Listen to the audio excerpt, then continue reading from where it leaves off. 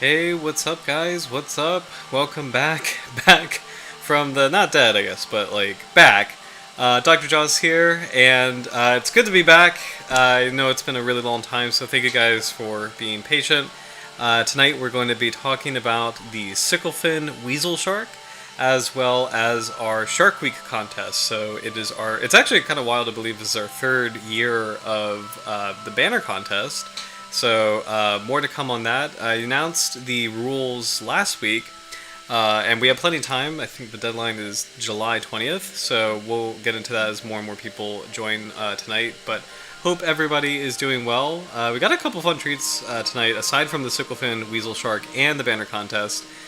We also have a kind of really cool preview of this place I've never knew existed. This amazing aquarium in Abu Dhabi that we actually have some footage of, so we'll take a look at that. There's a lot of sharks in it, some familiar favorites, sand tiger sharks, scalloped hammerheads, which is really cool to see in an aquarium setting, as well as some local favorites like the zebra shark. So we have those, and then I think we have a kind of cool overview over, just for fun, sharks of New Jersey. I did go scuba diving in New Jersey a couple weeks ago. No sharks, unfortunately, but I did see a couple of really cool animals that I have some images up on the YouTube channel that we'll kind of take a look at. But I also learned more about the sharks in New Jersey, and one thing I never realized is they actually use the marshes in the area. So, Bibia, welcome back. It's good to see you. Good to see you too. Hope you've had a good weekend. And I hope things have been good in the past 2 weeks. I'm so sorry I've been out of commission. Literally that first Monday, I could not do anything. I was so out of it. And then last week, I was in that weird zone of like I was kind of almost there, but I don't think I had like the energy to really like do a good stream and like do a good job and kind of like be there for everybody. So I think it was a good call just to kind of, like take it easy, heal. I'm back. So, but I hope you've been good. I hope things have been good. And yeah, it's good to see you. So we have our Shark Week contest. I think we'll kind of dive more into it once we get further into the stream. But just some housekeeping catch up. We got 2 new countries for the. You can see on the bottom bar. A couple new countries that are viewers of the stream. So from last week, or not last week, the last time we did a stream, we had a viewer from India, and then I saw a YouTube comment on one of my videos saying greetings from Russia. Verified that that viewer actually was from Russia. So yeah, Russia and India have joined the chat. So we have 6 nations now, which is really fun to see. So, but yeah, so we'll get back to the Sharks and Rays of the Gulf of Mexico contest in a little bit, but right now I think kind of want to start out with this really cool thing about New Jersey sharks. And actually, while we're here, so I went scuba diving in New Jersey 2 weeks ago, and saw a couple of really cool animals.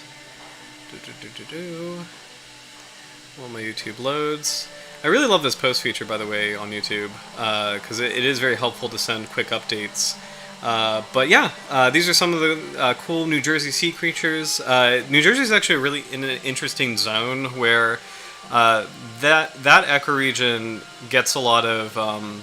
It's kind of like a cool temperate, like cool isn't actually a cold water ecoregion, but you do get some tropical migrants in the summer. But New Jersey is actually really interesting because I feel like the Chesapeake Bay in Maryland and Virginia is kind of the northern limit of those tropical stragglers like butterfly fish or bull sharks. They kind of are rare, and they sometimes drift into this area. But once you kind of get to about New Jersey and New York, this is when things start to really take on a more cold water character. So it was actually really cool to be in this zone, and I had to wear like a thicker wetsuit to kind of dive comfortably. But we saw some amazing animals like the sea robin. I'm not sure how broad a distribution sea robins have. I know a lot of coral reefs have them, but these fish are extremely beautiful and extremely cool because they actually have a highly modified pelvic fin that you can kind of see here. And they look like little tentacles, or like little, like kind of like almost like arthropod legs, like spider legs. They're like really freaky looking, and so the sea robins will actually crawl on the sea floor, and they actually use these fins. They're like pelvic fin rays to kind of taste the seabed. They actually have some sensory receptors that kind of help sift out prey items that might be hiding nearby, like little mollusks. So little mollusks, worms, things that might be living in the seabed. So it's really cool to see these fish, and they have these beautiful pectoral fins that open up into these lovely fans. So these are really cool. In this part of the world, with the northern sea robin and a couple others, but this one's a northern sea robin, so that was a cool thing from the dive. This was fun. This is a spider crab, really freaky. One of them was, I'm not even joking, as large as my head. So some really big specimens. These are completely harmless, but they just look really freaky. They have like the tiny pincers. They just kind of scuttle around on the seabed, grazing on sea lettuce, and they look freaky, but they're completely fine. Juvenile spider crabs actually are fun because they ride jellyfish. They will actually hitch a ride on sea nettles or moon jellies, and you can actually see little baby spider crabs just kind of cruising. I've seen it before a couple times, kind of cruising in a jellyfish, so really, really fun stuff there. We had an amazing summer flounder. Some of these were just enormous, like literally the size of dinner plates. So beautiful summer flounder all around the dive site. Just kind of chilling out on the seabed. Some of them were very comfortable with us. We could actually get kind of close to them, and then some of them were, quite skittish. And it's incredible to see like how beautifully they swim. They almost resemble like rays as far as the way they undulate and how efficiently and effectively they swim in the water. And then finally, this really cool shot of a scallop. I noticed it's a huge scallop. I don't know if you can see my hand in there, but it's about the size of my hand. And my favorite part about this photo is you can see these blue dots are scallop eyes. And scallops have some of the most beautiful eyes in the ocean, where they're literally like sapphires. They're reflective and beautiful, or like lapis lazuli. They're gorgeous, gorgeous eyes. So they have some of the most beautiful eyes in the sea. It's kind of amazing because you wouldn't think like a mollusk like a scallop would have eyes or need eyes, but they actually have about 100 tiny little eyes or eye spots around the ridge of their shell. So these were pretty much the highlights of what I saw on the dive. No sharks, but I did learn more about New Jersey sharks. So specifically, this video is actually really informative. That taught me something new. New Jersey sharks will actually swim up marshes and use the marshes as a nursery area or a safe place to get away from large predatory sharks like tiger sharks, but then also feed on smaller fishes or have a place where they can swim, feed, and evade predators. So this is a dusky smoothhound. In America, they call them smooth dog fishes, but this is actually a cousin of the shark that we're learning tonight, the Sicklefin Weasel shark. We also have sandbar sharks. It's amazing to see this footage where these sharks are actually in an actual marsh. It's such a strange sight to see them laying down, or not laying down, but like being measured in marsh grasses.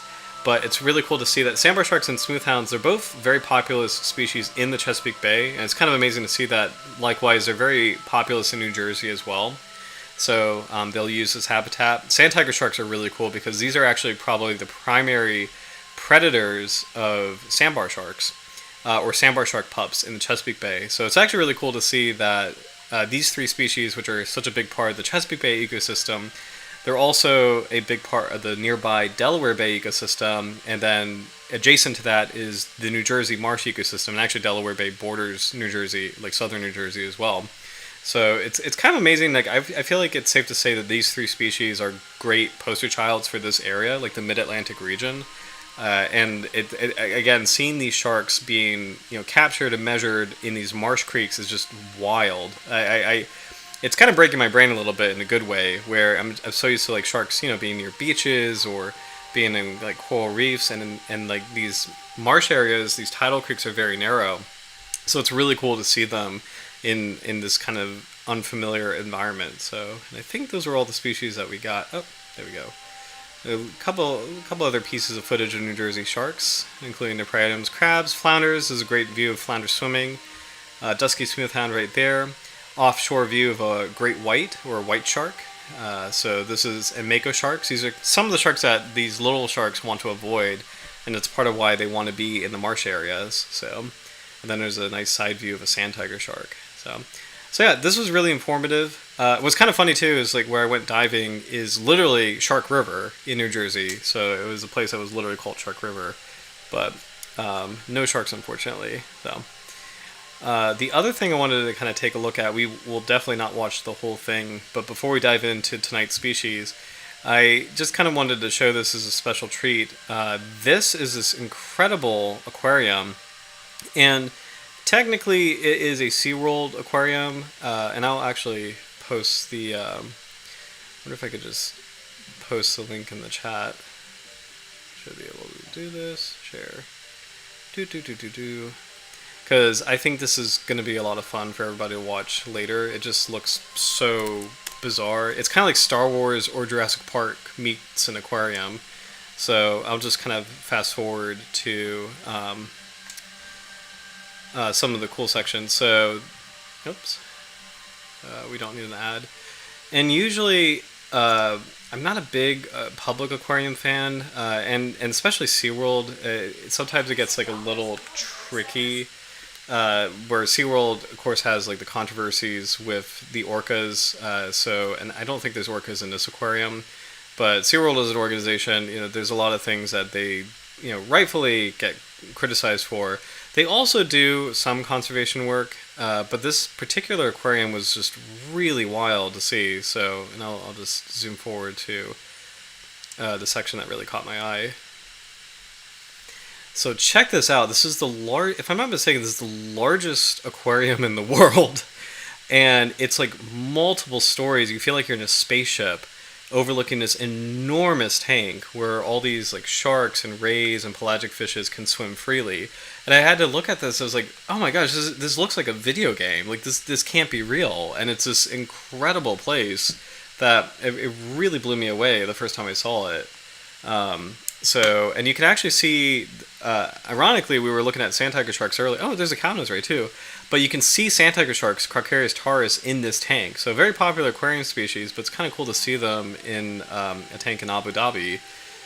And again, they're intentionally kind of going for this really cool like spaceship, like undersea lab aesthetic. So you can like walk around all these halls. I'm also blown away by how like uncrowded this place is. So it's just, I definitely want to add this to my bucket list. This is so cool to see, and quite an amazing variety of species too. So just I like this little triggerfish right here, just kind of checking this out. So what's funny, I've been seeing a lot of, I don't know why this is recommended on my channel, but like a lot of like triggerfish attack videos lately. So got some devil rays, beautiful spotted eagle ray.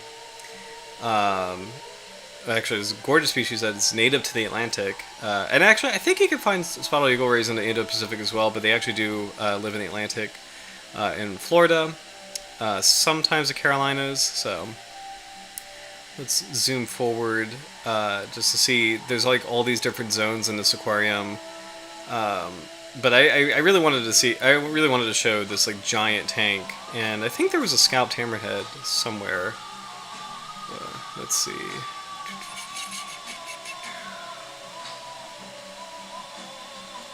But these really cool meandering tunnels all the way through. Oh, that's a great shot of a sand tiger. Beautiful sand tiger shark.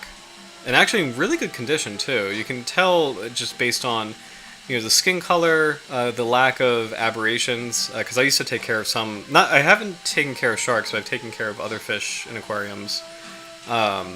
You can tell fish condition as far as like the quality of their skin, how actively they're moving. And these sharks look to be in excellent condition, so it's really cool to see.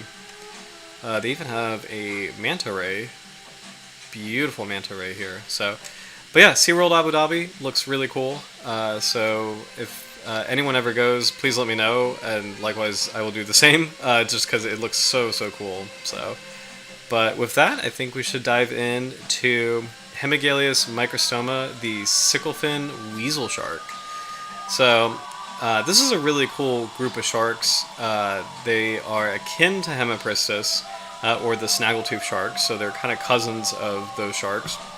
Our dear friend on the stream, Howard Kerr, is a huge snaggletooth shark researcher, or somebody who collects a lot of the fossils of the species, but also does a lot of I forget if it's like secondary research on the species too. Because I think technically you would say primary research is being in the field, and then secondary research is like kind of reading up on articles and some papers and stuff. And I do a lot of secondary research myself. So really cool to see a cousin of one of our favorites on the channel. So Hemigaleus microstoma, discovered in 1852, the Sicklefin Weasel shark.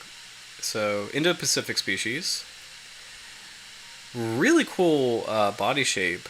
So very prominent dorsal fins, somewhat equally sized. So the first dorsal fin definitely larger than the second. Beautiful white tips. It's actually really cool to see a shark with colored tip fins that is not a requiem shark, so not like a white tip reef shark or a black tip reef shark or black tip shark. It's kind of cool to see a smaller kind of shark with the tip fins. Very cool falcate pointed pectoral fins, very sharp angles on the pelvic fins and the anal fin. And overall, it's kind of this fun, like, intermediary form between like the larger requiem sharks and the smaller like smooth hounds. So it's kind of like somewhere in between, which is really cool. And evolutionarily, they're somewhere in between as well. This is awesome image where you can definitely see how this species got its name, Sicklefin Weasel shark. Very sharp angle on the pectoral fins here, so really beautiful scythe-like shape there. So really attractive species. A little bit of spotting here. Pelvic fin also has that sharp sickle fin shape. Pretty interesting lower lobe on the caudal fin, so fairly prominent. A little bit more prominent than you would kind of expect with this kind of shark. Pretty large head relative to the body size. Large eyes as well, and kind of like a blocky snout. And then let's just say 2D illustration. But I'm curious to learn more about the biology of the species and what it eats and the habitat it occupies, because it's a pretty unique body form.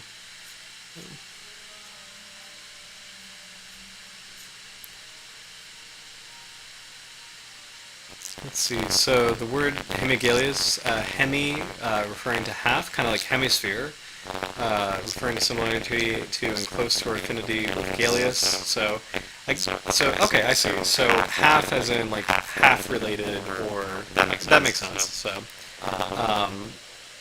Galeus is a genus of shark, I think. Galeus is one of the words that can literally translate to shark. There's a couple words that translate to shark. Squall is one of them. Slacius is one of them, and that's I like a lot. Galeus, I think technically can be, or is a Greek word for shark. Microstoma, micros means small, like micro, and stoma means mouth, referring to a very short arch mouth compared with kind of stoma. It's presumed over time. Interesting. Let's see. So it lives in the Indo-Pacific from southern India and Sri Lanka, China, Indonesia, and also from the Red Sea. Some specimens found in Australia belong to a separate species, Hemigaleus australiensis.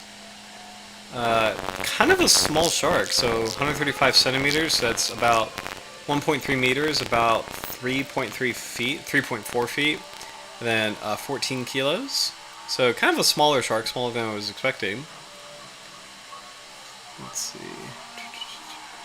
A small, relatively common inshore and offshore shark of tropical continental seas, feeds mainly on cephalopods, particularly octopi, but also takes crustaceans and cephalopods. So kind of funny typo here. But it's kind of cool that this is a more specialized cephalopod eater. So that's actually not that common in the shark world. So a shark that goes after octopuses or cuttlefish, because usually sharks are generalists, so they'll eat anything smaller than them, but it's kind of cool to meet a species that likes to focus on octopuses and cuttlefish or squid. And it's kind of cool in the case of octopuses, since they're so smart, to see if that affects this shark's biology as well. So, as octopuses are very clever in the marine world, has a shark evolved anything to kind of help aid in hunting them down? So, I don't know. Taken regularly in inshore artisanal fisheries, commonly caught by inshore gillnet, bottom trawl, and to a lesser extent longline fisheries, utilized for human consumption, offal used for fish meal. So it's live-bearing, viviparous, 2 to 4 pups after gestation period about 6 months. This is kind of interesting. 2 to 4 is a very small number of pups for sharks, but 6 months is also a very small gestation period. That's actually extremely short as far as sharks go. The shortest I'm used to is about a year for the sharp-nosed shark, so it's kind of wild to see a species that actually gives birth in half that time. So size of full-term fetuses range from nearly 24 to 26 centimeters. And I think that's all we got on the species, but already kind of an interesting profile. Let's check out its conservation. So we're going to take a look at IUCN Red List. So Sicklefin Weasel shark currently is a vulnerable species. So,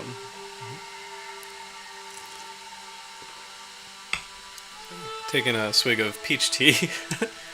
Tea has been my friend the past 2 weeks. So, but vulnerable species. You can see the Red Sea distribution found in the coast, the western coast or west coast of India, and then Indonesia here, southern China.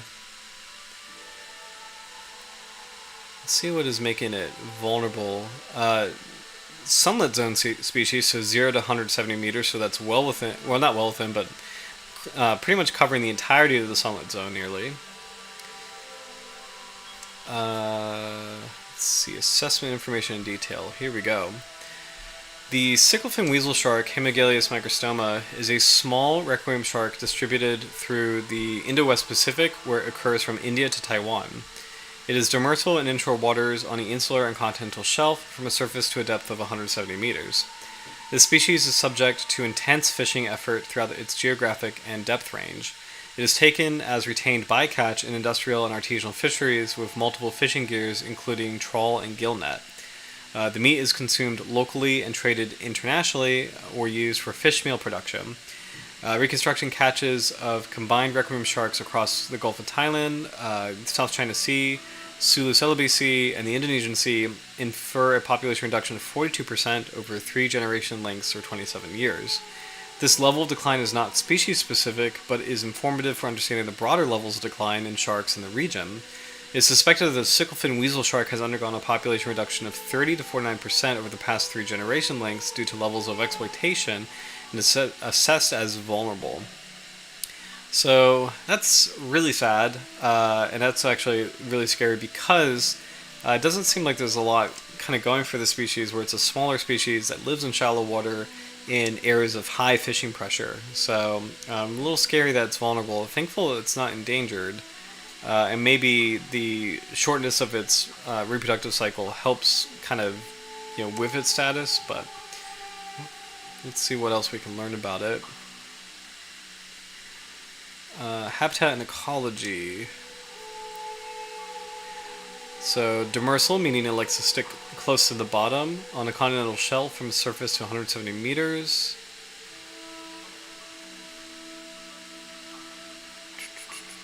Oh, interesting. There was no information on species age at maturity and maximum age, hence generation length was inferred based on data for the whiskery shark, Frigalius mackey, which reached a similar maximum size. Thus, generation length was inferred to be 9 years. Interesting.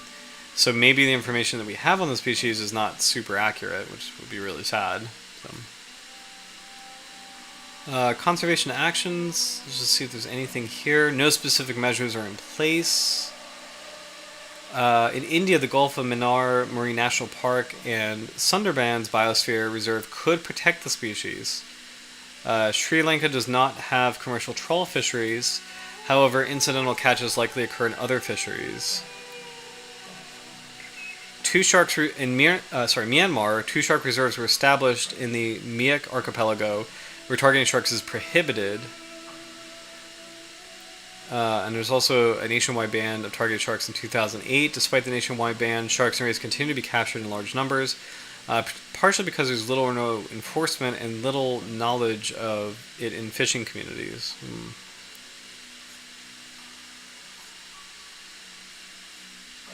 So at least what's interesting is like in this Indo-Pacific region, there are actually like uh, a few places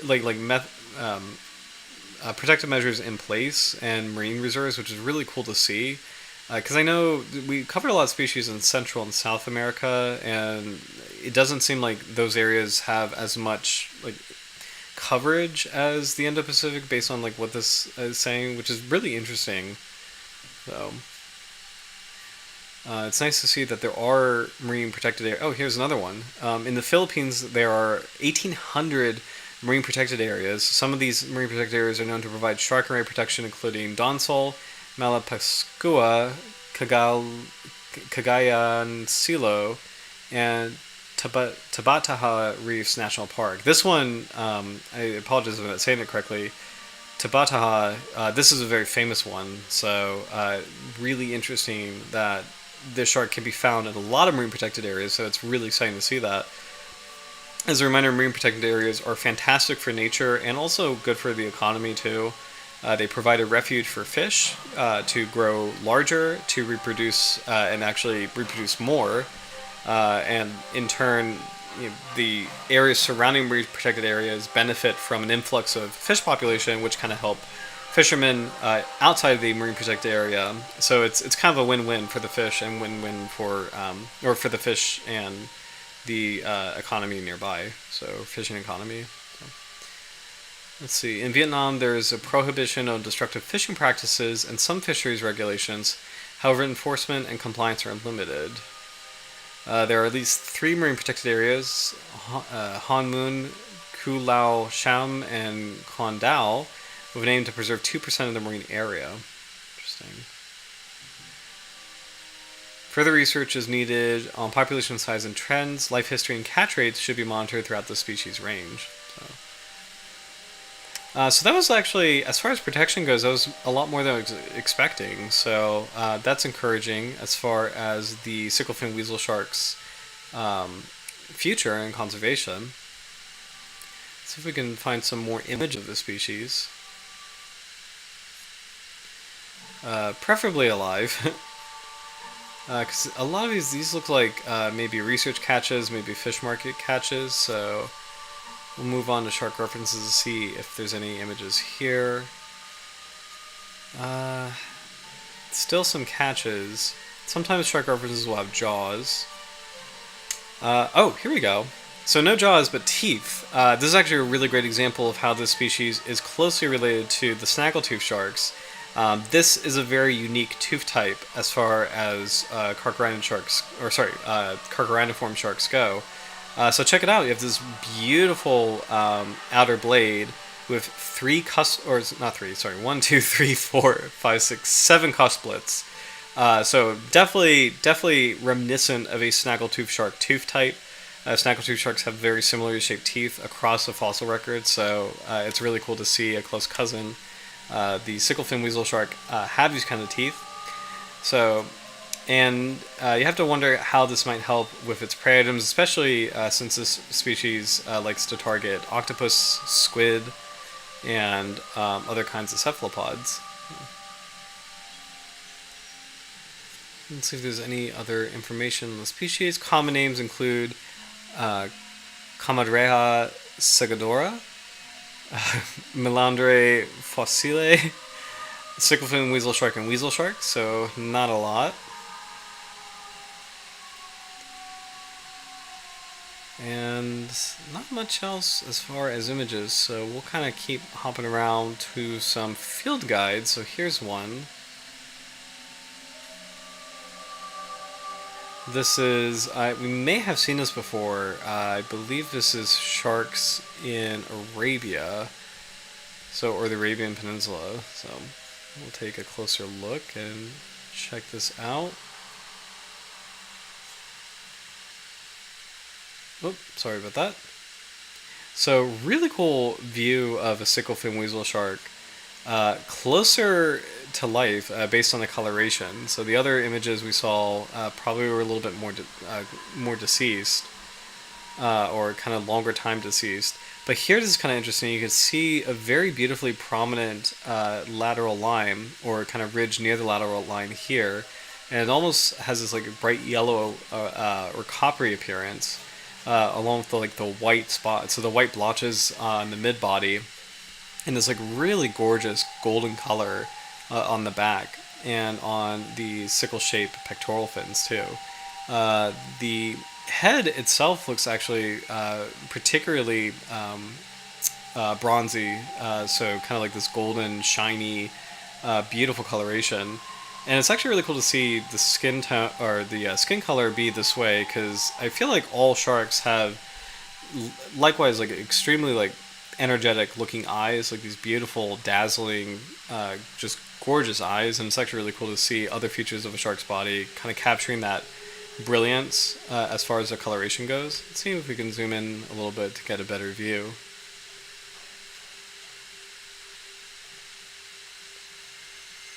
Yeah, so this was probably a freshly landed individual, but you have to wonder what the shark looks like in life. So with most sharks or most shallow water sharks in life have this like gorgeous iridescence on, and I guess you can maybe make that case for rays, but definitely sharks. Like sharks have like this beautiful iridescence on their skin.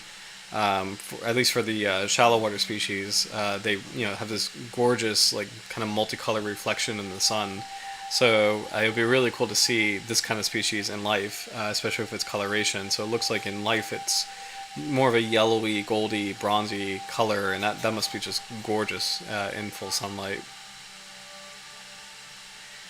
Here's another species account, a little bit older, but might be a good overview of the species. So, Hemigilius microstoma, long snout, its length somewhat greater than mouth width. Labia furrows moderately long and easily seen.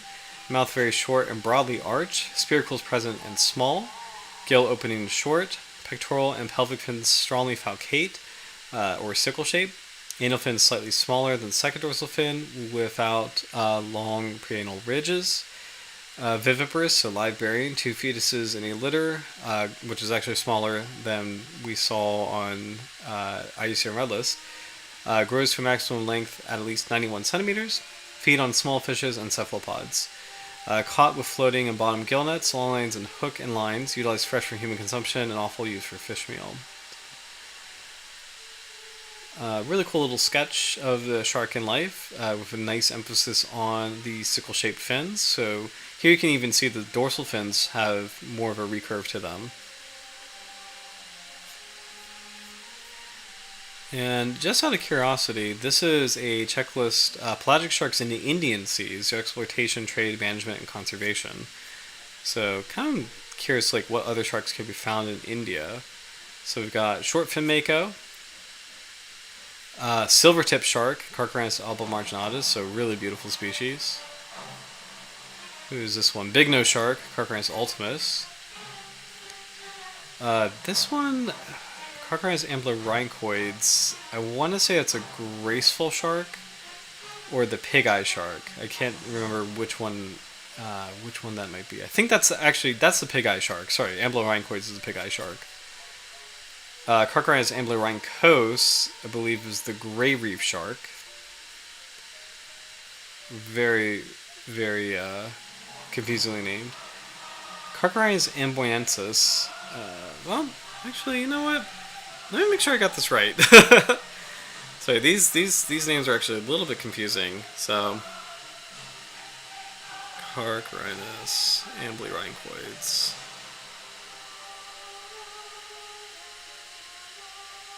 Okay, sorry. So this is the graceful shark. Sorry, amblyrhynchoids is a graceful shark. Amblyrhynchos is a gray reef shark, and then amboyensis is the pig eye shark. Sorry about that. Carcharodontis brevipinna, spinner shark. So this is a fun cousin of blacktip sharks. So I got quite a lot of Carcharodontis here in India. So silky shark. Carcharodontis dusumierii. I'm not exactly sure which species that is. Carcharodontis hemiodon. think it's the fine tooth shark, and then Carcharodontis lucus, the bull shark. So quite an interesting diversity here in India. Black tip shark, Carcharodontis lymbatus, Carcharodontis longimanus, white tip reef shark, or sorry, oceanic white tip shark. Carcharodontis malcoti. Let's see who this is.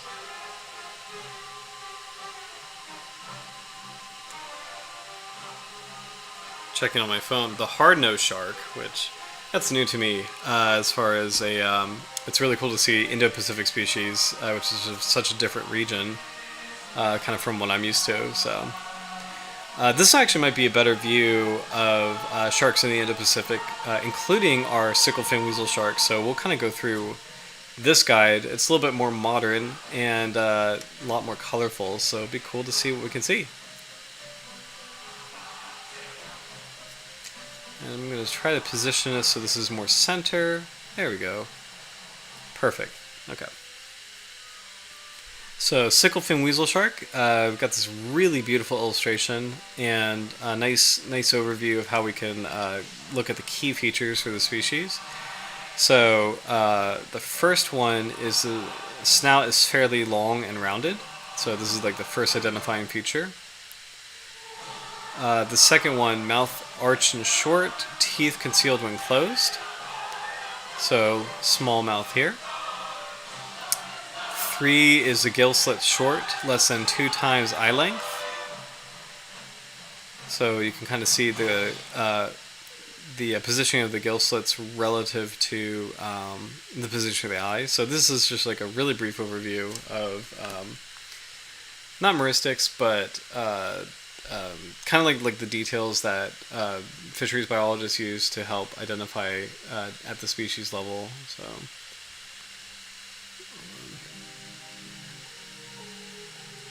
by the way, don't mind me, just kind of adjusting the music over there. Let's see. Second dorsal fin about 2/3 the height of the first dorsal fin. Its origin over the anal fin origin. Dorsal fins, pelvic fins, and lower caudal fin lobes strongly curved, so kind of a more professional way of saying these are sickle-shaped. And the side of body often with white spots. So it's interesting that the white spots happen often enough that you can use it as a diagnostic characteristic. So similarly, the pike dogfish has white spots on the body. Atlantic sharks also have white spots on the body. So it's kind of a cool trait that does occur now and then in the shark world. Habitat found in coastal areas, inshore on the continental shelf, and offshore. Usually occurs on or near bottom at depths down to 170 meters. This is the same information in, I want to say that's Arabic. And it's really cool to see the IUCN. Actually, there's 2 things going on here. So there's the IUCN status, which is vulnerable right here. But then you also have the FAO code. So this is the Food and Agriculture Organization of the United Nations. Each shark species actually has a 3-letter code that helps identify the species for kind of official publications. So I haven't seen it firsthand a lot, but kind of as like on the back end. Whoa.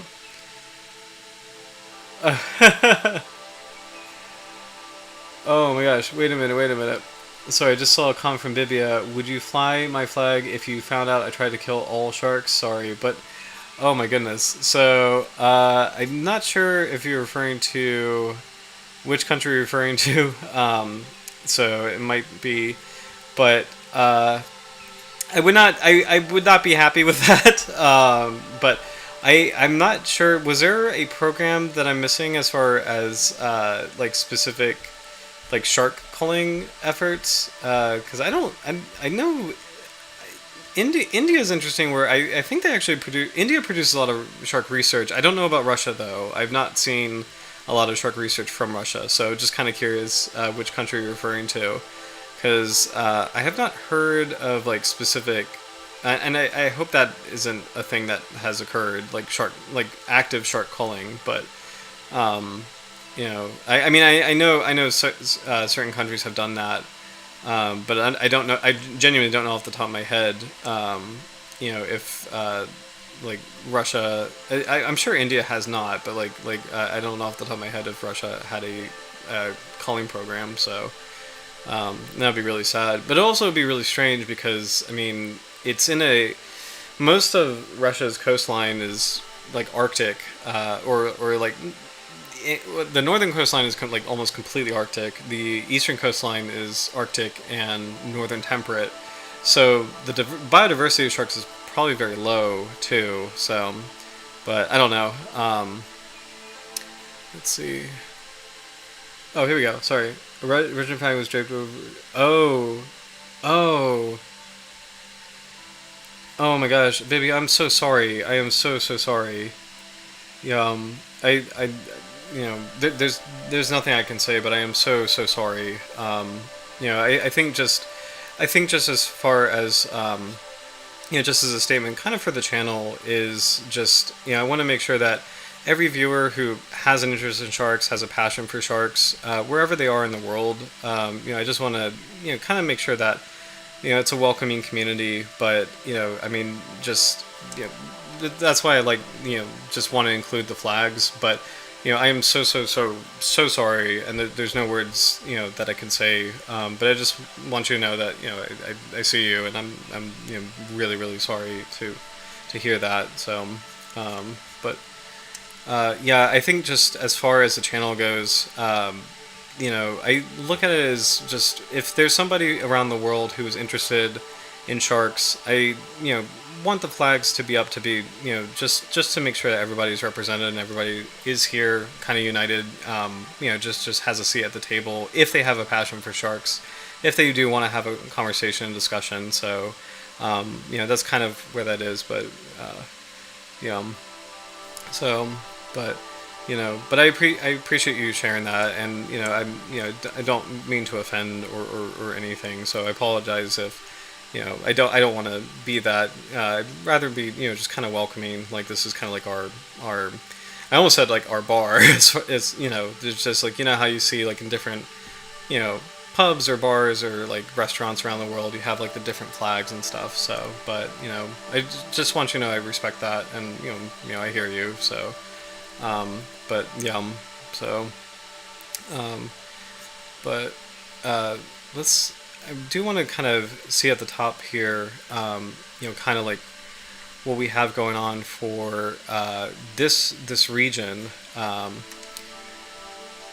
Just verifying, I was looking at Sharks of Arabian Seas, so written by Rima Jabado and David Ebert, two really big names in the shark world, and it's actually really cool. Let me put this in the chat too, because this is a really cool guide. Here we go.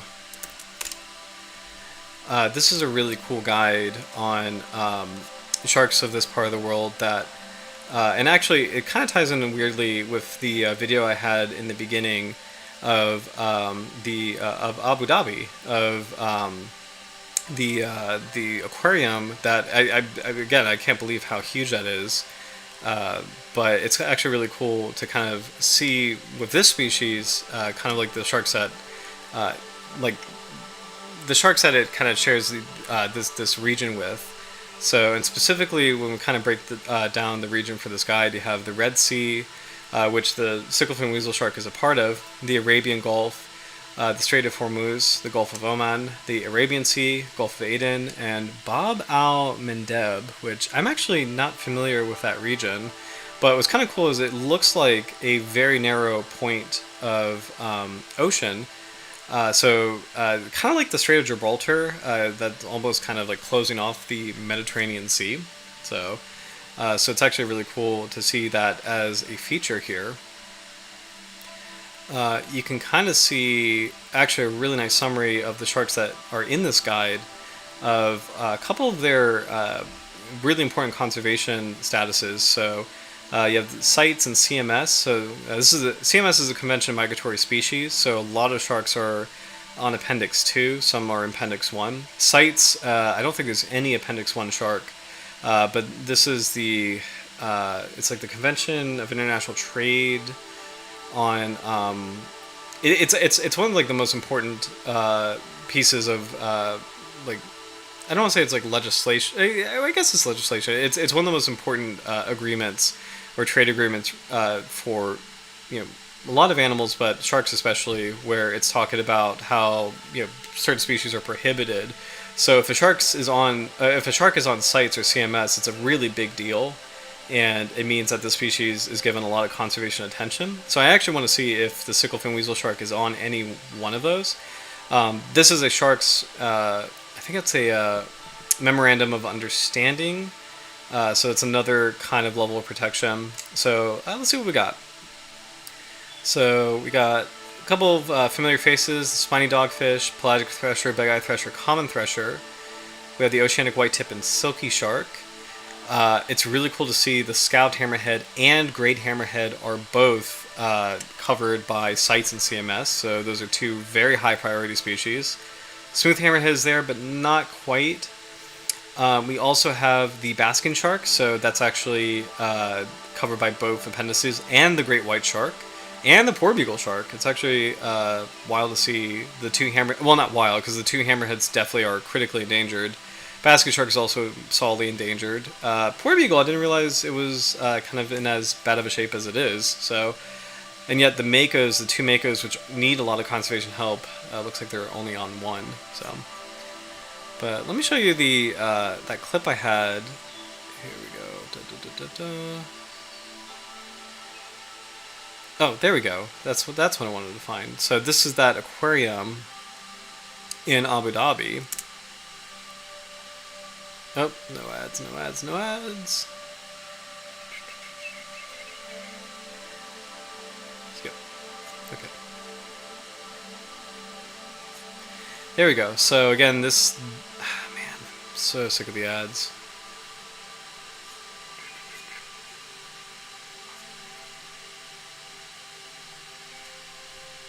Skip. Okay, sorry about that. Here we go. So this aquarium has kind of, again, this really cool like spaceship vibe, and it's amazing to see. This is scalloped hammerhead sharks in this section of the aquarium. It's really cool to see such a really fun way to highlight this species and kind of like draw attention to it, which is, again, a critically endangered species. And this is the same region of the world as the guide that we're looking at, or the FAO guide. Or I guess it's not an FAO guide, but like the guide that has like the FAO codes for different shark species and kind of summing up their conservation statuses. So, and again, I don't know if you were able to see this video, but this is this really cool overview of this massive tank here that the aquarium kind of revolves around. I think it's the One Ocean World section or One Ocean section. So just a really impressive place with like this really amazing design aesthetic that I just find like remarkable. So, but anyway, I want to see what else is on this guide, just to kind of see. Oh, there's a couple of sawfish here. So we've got large tooth sawfish, small tooth sawfish, dwarf sawfish, green sawfish, and narrow sawfish. All of these are species that deserve a lot of conservation protection. So, and it's actually kind of amazing to see that they're given the priority. So these are probably the most endangered elazabranchs, given first priority as far as conservation goes. So, yeah.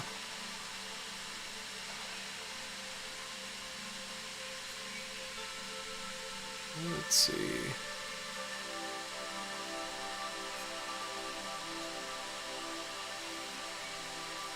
We might have seen this guy before, but it's kind of cool to take a tour of Arabian sharks and rays, kind of having an understanding of what shares the waters with the Sicklefin Weasel shark. Probably not this one because it's deep water, so sharp-nosed 7-gill, blunt-nosed 6-gill, bramble shark,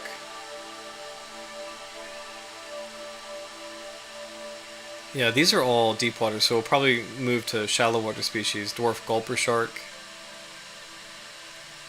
shark. Kind of breeze through. Most of the squaliforms are going to be deep water sharks. The ornate dogfish. This one might be more shallow water, so we got the African dwarf saw shark.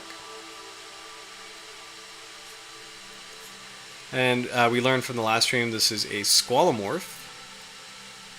So when you can divide sharks up into two major orders, so you have the squalomorphs and galeomorphs. Conversely, here's the galeomorph. This is the Oman bullhead shark, which is a really beautiful species. Gorgeous color pattern here.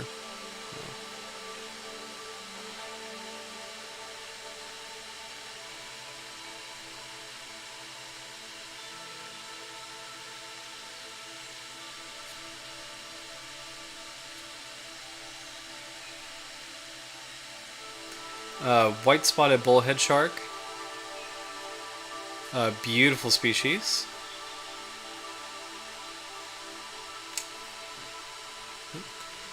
Sand tiger sharks, so we saw that in the aquarium.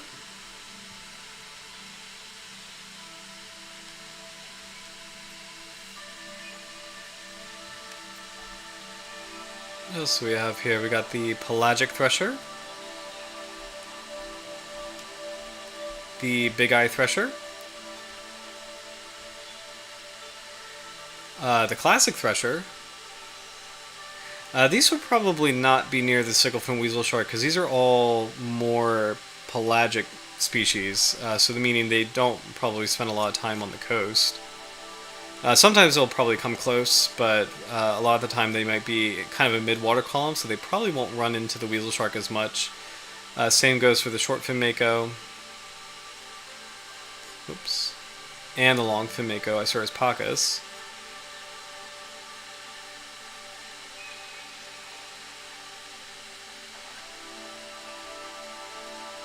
We have the Arabian bamboo shark, Chioscilium arabicum. So this actually is probably a species. This is more of a shallow water demersal species. So this is probably one that actually spends time overlapping similar habitats with the Sicklefin weasel shark. The gray bamboo shark, similar situation. So nice, another example of a carpet shark. The slender bamboo shark, Chioscilium indicum.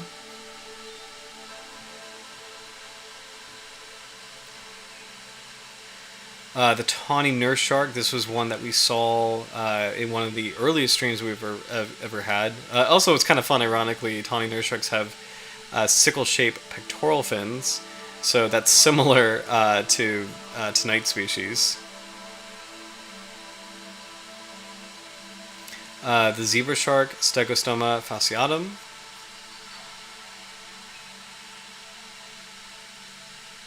The whale shark, Rhynchodon typus.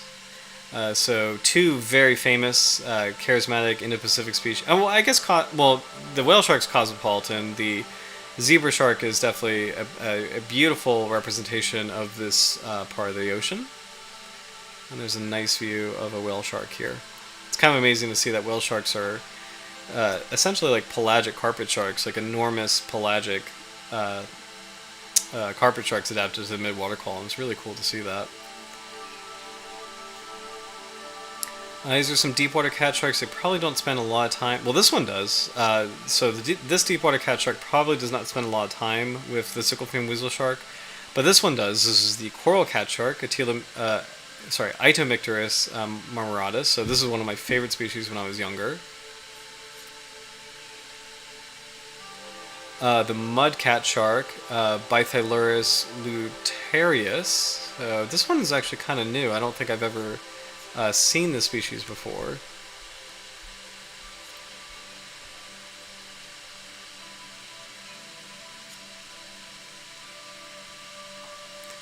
Speckled cat shark, Halylurus bosemani.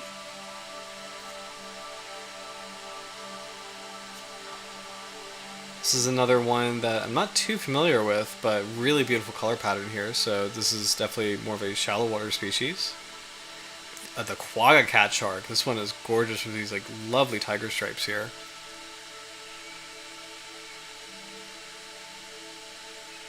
The Harlequin cat shark. This one I'm a little bit familiar with. This is Tenacious Filmani. The pygmy ribbon-tailed cat shark. This one is completely new. Iridacnus radcliffei.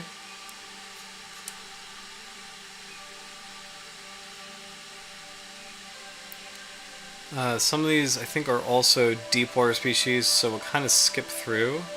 But it's kind of cool to see that the big eye hound shark, Iago omensis.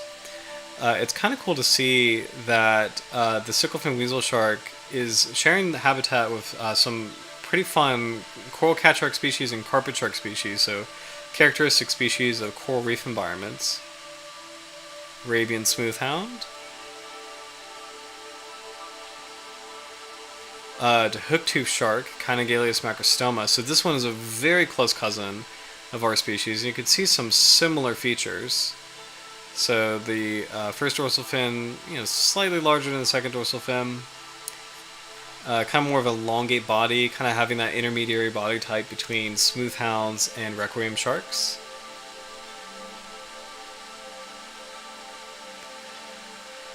Here's again our Sicklefin Weasel shark, Kynogaleus macrostoma. Snaggletooth shark, Hemipristis elongata. So this is the classic that our dear friend Howard studies a lot, conducts a lot of research on the species, so very cool to see. The slender weasel shark, Paragaleus randalli. So this one I'm not as familiar with. So it's really cool to meet weasel sharks and kind of see that they seem to be rather prominent in this part of the world. So pretty wild stuff.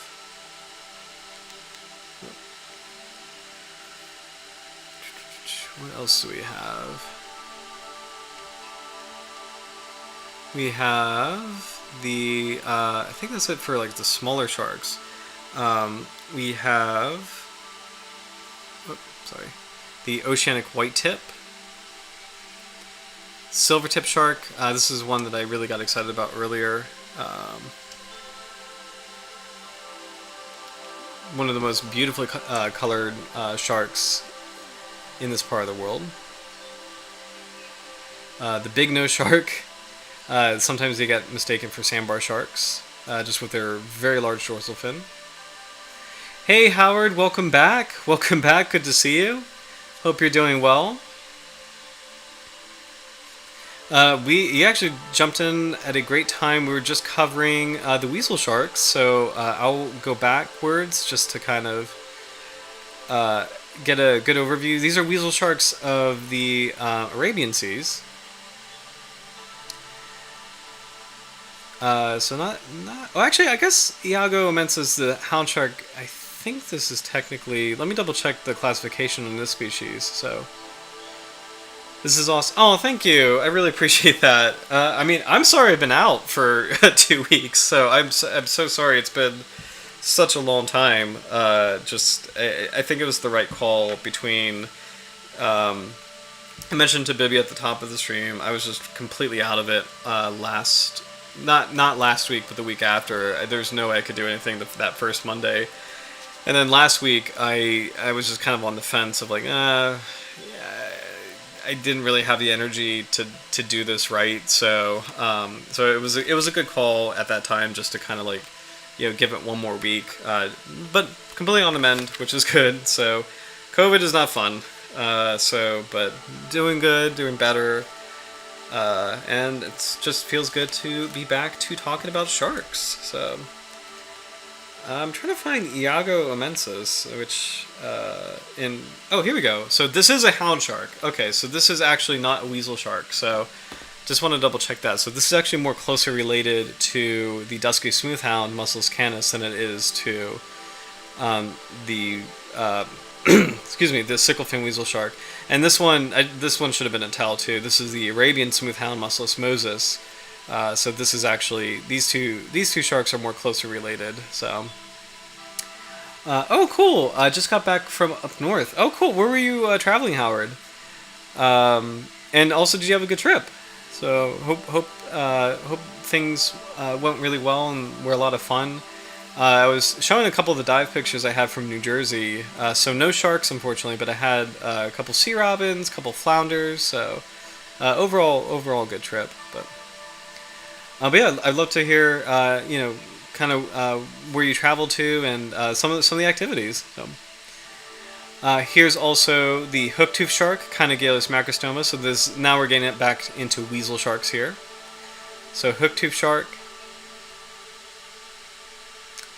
The Sicklefin Weasel shark, Kynogalus microstoma. So this was tonight's species.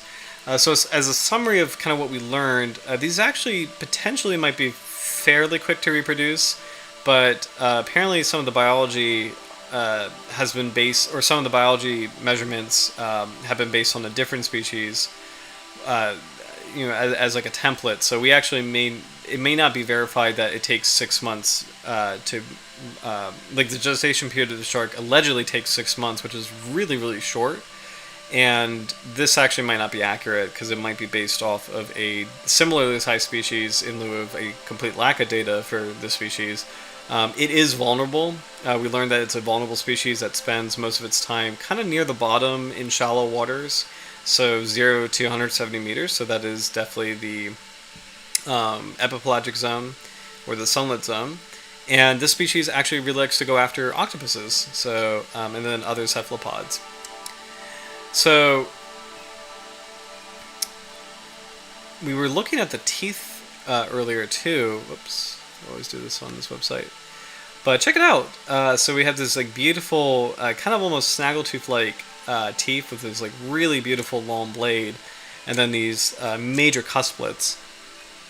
So about 1, 2, 3, 4, 5, 6, 7. So I'm kind of curious what these teeth may have been adapted for, and if that relates to some of the prey items, specifically targeting cephalopods. So, because I feel like it's uncommon to read about a shark that primarily eats cephalopods. I mean, squids are a very big part of the diet of a lot of small sharks, but cuttlefish and octopuses, and I mean octopuses in particular, that's not a very common thing. So it's kind of cool to see that. So. What else did we learn about this species? So Sicklefin Weasel shark, we know that they're vulnerable. They do live in a lot of marine protected areas, but we don't know how that might be kind of affecting their overall conservation. So Howard just to Uxbridge and Keswick for a motorcycle ride. Very cool. I forgot that. You have some really cool motorcycles. I think it was last year you sent a picture of one, and it's so cool. So that's really awesome. And then just this time of year, I hope the weather was really, really great for that. It sounds like it's a perfect time for that. We are about to enter July in Virginia, as Southerners would say, July. So it's going to be really bad. July, I would say, is as far as the warm part of the year, July is the hottest it gets. It also gets very humid and very muggy. I like humidity, but I know a lot of people don't. But July is probably the most... let's just say July is the least camper-friendly month in Virginia, I would say. So we're getting ready for that. It's going to be very, very hot. It's already been very hot down here, but it's going to continue to be hot. It's been extremely stormy, too. We've had a lot of thunderstorms lately, so... But I hope the weather was fine for Uxbridge and Keswick. That sounds really, really cool. So, Snaggletooth shark, Hemipristis elongata. So the classic favorite on this channel. It's kind of cool to compare the Sicklefin Weasel shark with the Snaggletooth shark. There are some similar characteristics where the Snaggletooth shark also has very sharply curving sickle-shaped pectoral fins. Snaggletooth shark has a more robust body, a very prominent first dorsal fin, whereas the Sicklefin Weasel shark, a little bit, kind of on the smaller side, a little bit more equally sized. And then the pelvic fin on the Snaggletooth shark is actually rather large. Sicklefin Weasel shark, there seems to be more of a sharper difference between the pectoral fins and pelvic fins. So it's kind of cool to see that overall there are some similarities, but when you kind of compare the two, the Snaggletooth shark definitely is a much larger, more robust looking species. So it's very cool to kind of see. The slender weasel shark, which I'm not as familiar with, this one's actually really cool. Paragaleus rendali. So similarly sickle-shaped fins, but a very broad first dorsal fin. And then right when you jumped on, or you might have jumped on earlier, but I was starting to take a look at some of the requiem sharks of the Arabian Peninsula. So starting with the silver-tip shark, Carcharodontis albomarginatus. This is probably a predator of the Sicklefin Weasel shark. Same with the big nose shark, Carcharodontis ultimus, probably a predator. Carcharodontis amblyrhynchoids, the graceful shark. So these are all kind of sharks that do occupy shallow water zones and probably scoop up some of the smaller sharks like the Sicklefin Weasel shark. Gray reef shark, one of the recent species that we covered, Carcharodontis amblyrhynchos. The pig-eye shark, it's wild to see this again. This is easily mistaken for a bull shark. It has a couple subtle differences. So I think we had a really great pig-eye shark episode 2 years ago. So talking about those differences, but it's kind of amazing at first glance. It's just so difficult to tell this apart from a bull shark. And there's only just subtle features, just kind of like just the overall proportion of the body. It seems a little bit squatter, fatter than a bull shark. The size of the pectoral fins seem a bit larger as well. And then by comparison, well, actually, sorry, I almost misspoke. I wanted to check out a bull shark. Nope, that's Carcharodontis leodon. There we go, Carcharodontis lucus. So by comparison, this is the bull shark, and that just is almost indistinguishable from the pig-eye shark. So they just look so similar together. So we'll take a look at a couple other sharks. Oh, white cheek shark, Carcharodontis dusimieri. Spinner shark, Carcharodontis brevipinna. So if there are sharks in shallow water, I do want to see who they are, just to kind of see who might be overlapping the Sicklefin Weasel shark's range.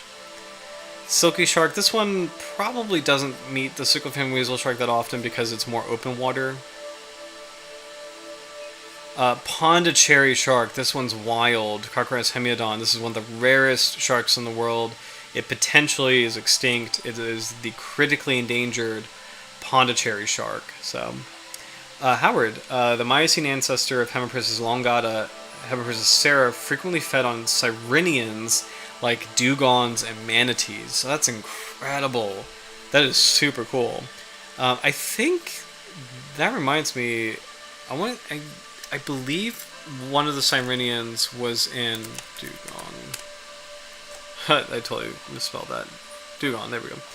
I think one of the sirenians can be found in Arabia. I'm just kind of curious. So we've got dugongs. Yes, they actually. Okay, there we go. So dugongs can be found in the Arabian Seas. So it's actually really cool to see a dugong in life, because I'm going to confess, I was not 100% sure what the extinction status was on dugongs, so it's kind of amazing to see that dugongs are alive and well, or I guess vulnerable overall. I used to kind of swim with manatees in Florida, but I'm not as familiar with dugongs, so it's kind of wild to see that. Okay, so this part of the world there's dugongs here, so that's really cool, tying into the fact that Hemiprisus elongata, Hemiprisus sera fed on dugongs. So it's kind of, I wonder if the modern Hemipristis perhaps preys on smaller dugongs. So I know, actually, you know what? I knew the dugongs were still alive because I know that bull sharks actually do eat them in India. So interesting. Let's see. Human's whaler shark, which we covered recently, Carcharodontis humani. The smooth-tooth blacktip shark, Carcharodontis leodon. Really cool, very strange-looking shark, but as far as like this family goes. So. Blacktip shark, Carcharodon lombatus.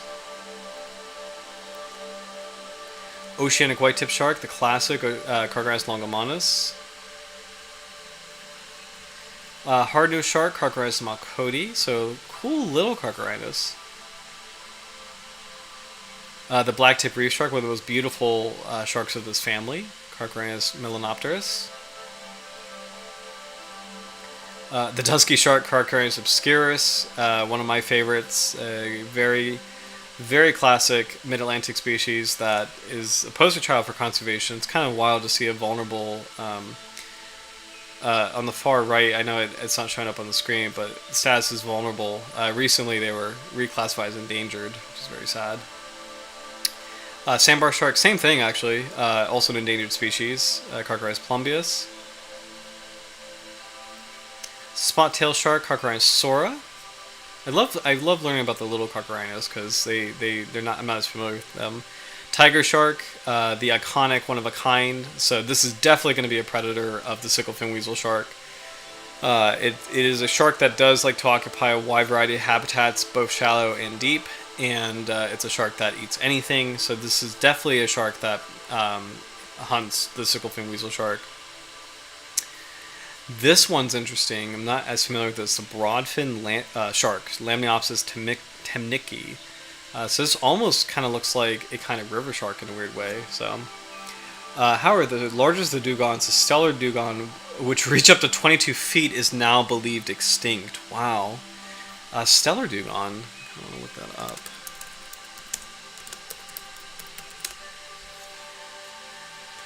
Oh, stellar sea cow. Okay, so what's kind of funny is right.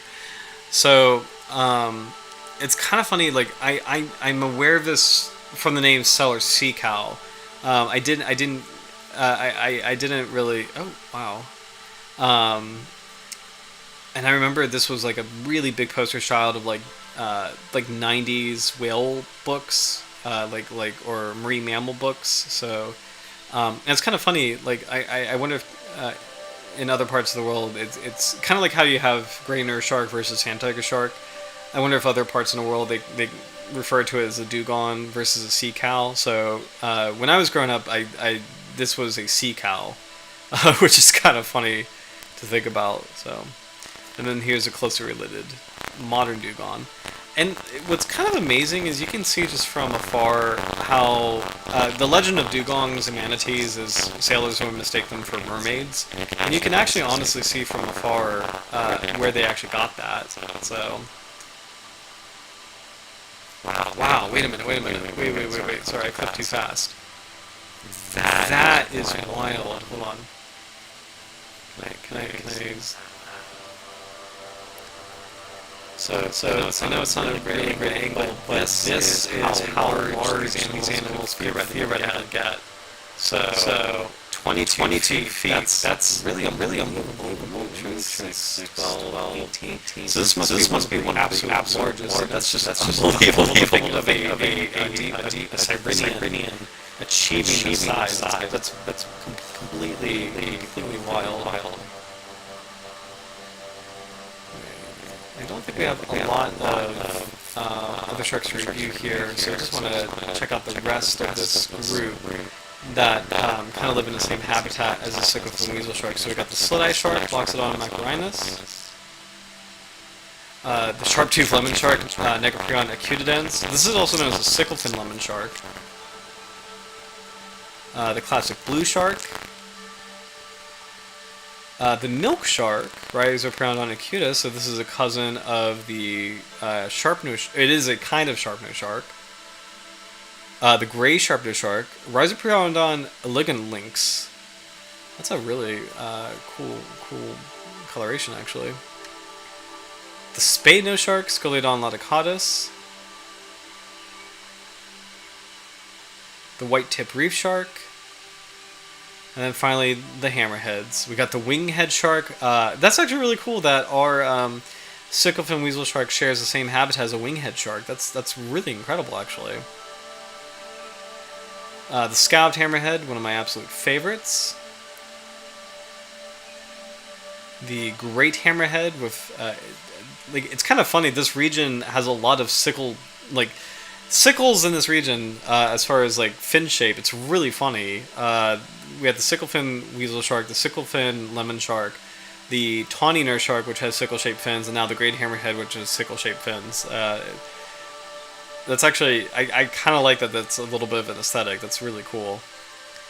And smooth hammerhead, I think that's our last species here as far as sharks go. So, oh, are we missing some? What is going on here?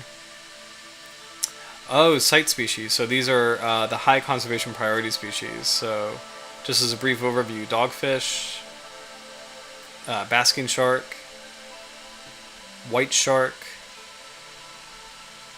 poor beagle, and that's it for the sharks. So, very cool. Alright, so speaking of sharks, I think this is probably a good time to segue to this year's contest. So, I made a post of it. Let me recenter this. Oh, sorry. I made a post of it last week, but just to kind of clarify any questions or rules. So, this is the 2025 Shark Week banner contest.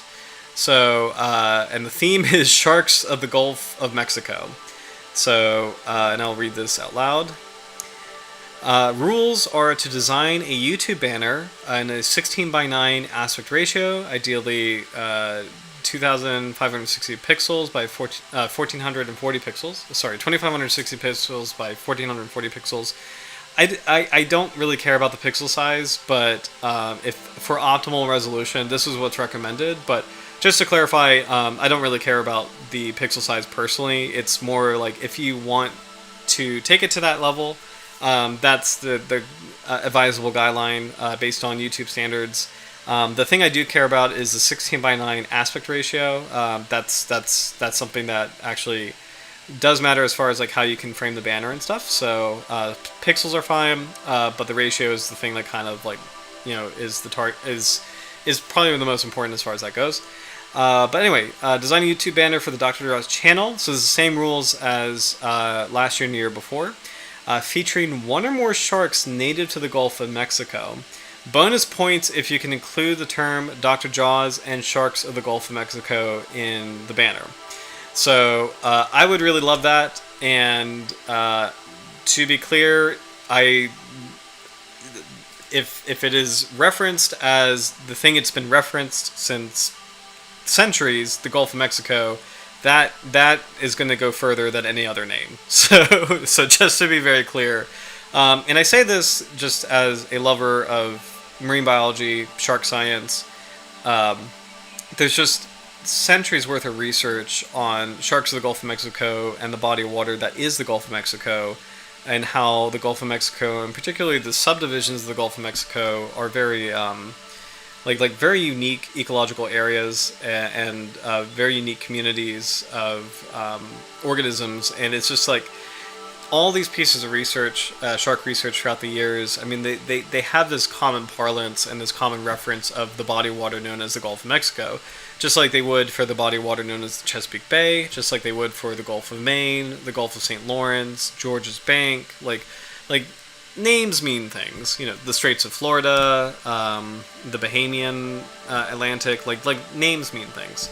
So for this year, 2025, I wonder why, the theme is Sharks of the Gulf of Mexico. I would love it if you could include the name, and I would love it if you could include a species name as well.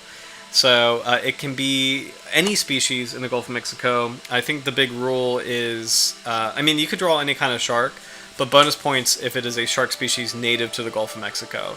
So we kind of have a starter here, and we'll take a look at these species. Hold on.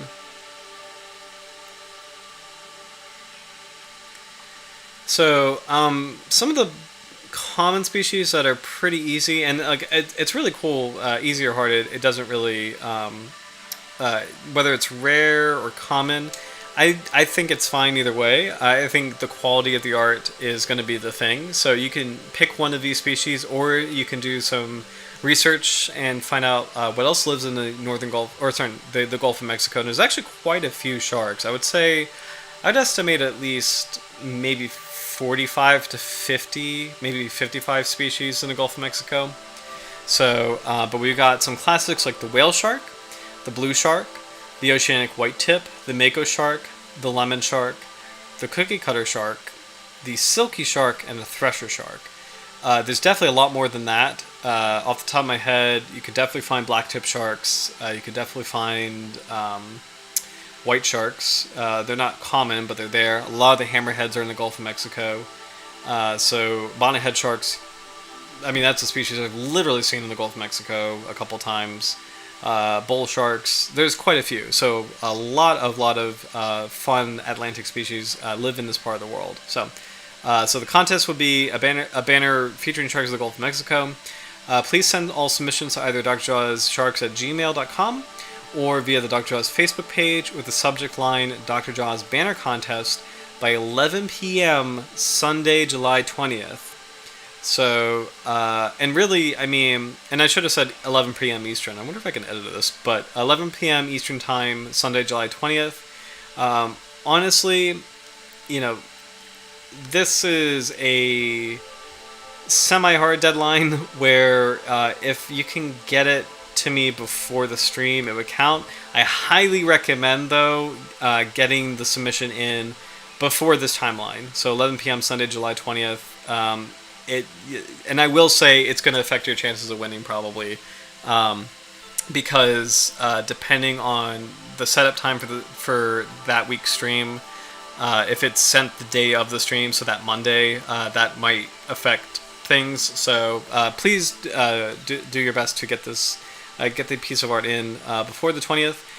You're welcome to submit anytime. You're actually welcome to submit multiple submissions. The other part is deference is given to subscribers of the channel. Grand prize, the winner will receive 1 copy of Sharks, Rays, and Chimeras of the East Coast of North America. And actually, let me go grab this book. 1 second.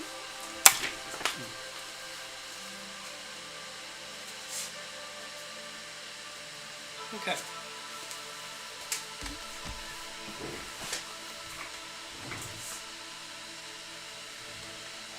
Okay, 1 second. So, Field Guide to Sharks, Rays, and Chimeras of North America.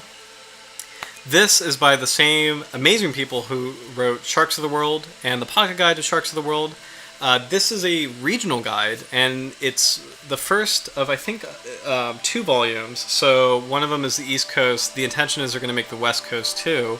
And I actually hope that they continue this series for other parts of the world. I think that'd be really amazing.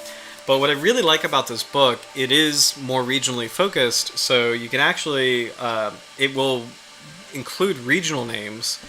So there's the global English shark names, like, for example, like pike dogfish. But this book kind of focuses more on regional names like spiny dogfish. And my favorite part is that it focuses on regional habitats. So you've got these amazing species profiles, hold on, of both shallow water and deep water shark species, as well as tooth guides, fin guides, and habitat guides that are specific to the region. So it's a really cool book. Whether you live in this region or not, it's actually an amazing overview of the biodiversity of sharks on, basically my home turf. So I think it's a really fun read, and it is part of the grand prize package. So we also have my book, the Bull Shark Compendium, as well as the fossils. So we have 1 Otodus megalodon fossil. It likely will be a partial, because I think I may have a few left, but just as a heads up, the megalodon teeth are so big and so rare that it might be a full tooth, might be a partial, so either way, it will be a meg of some sort. And then definitely an Otodus anguistidens fossil that is absolutely going to be a full tooth, so beautiful, beautifully preserved megatooth shark. And then finally, the last part of the prize package is that your banner will be credited and featured on the official Dr. Jaws channel for a year. So in the first year, we had Howard Care was the winner, who did a great banner about shark biodiversity. Last year we had Mingus, who did this really great banner about kind of more focused on the shark community. So this year the title is up for grabs, and the focus again is going to be sharks of the Gulf of Mexico. So good luck, everybody. I think it's going to be a really fun contest, and I'm very excited to see what people submit. And then let's see. We'll go back to. I know it's 10:30, so let me know, or close to 10:30. That was a really cool view of the Sicklefin Weasel shark, by the way. But let me know if there's a species you'd like to cover next week. And I actually have one suggestion based on the guide.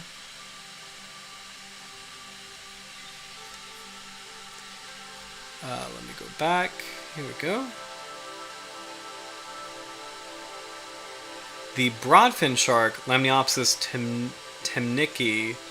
This one just looked really cool, so I'm just going to throw that out here as a suggestion, but I'm open to anything. So I'll just put in the chat as a suggestion.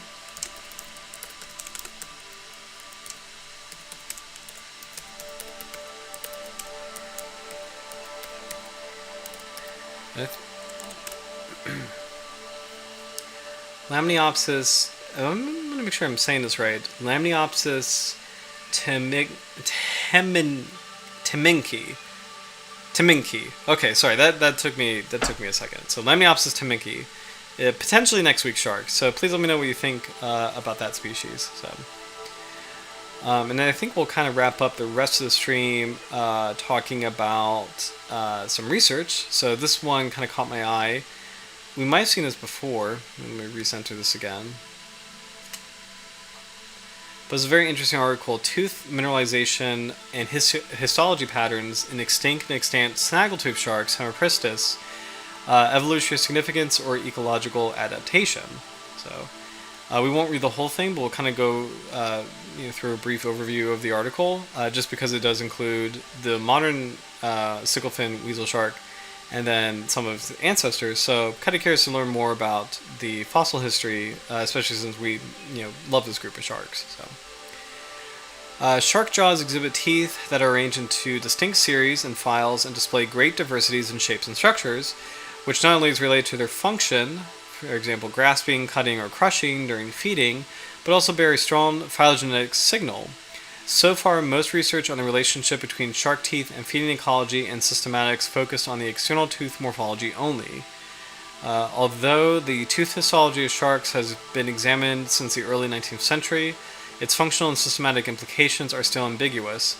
Shark teeth normally consist of either a porous cellular dentine, osteodentine in lamniform sharks and some batoids, or a dense layer of orthodentine known from different sharks. Sharks of the order Cochoraniforms, comprising 60% of all extant shark species, are known to have orthodont teeth, with a single exception, the snaggletooth shark, Hemipristis elongata. High-resolution micro-CT images of jaws and teeth from selected Cochoraniform sharks, including extant and fossil snaggletooth sharks, and tooth sections of teeth of Hemipristis, other Cochoraniform and lamniform sharks, have revealed that 1. Hemipristis is indeed the only Cochoraniform shark finally its pulp cavity with osteodentine, in addition to orthodentine.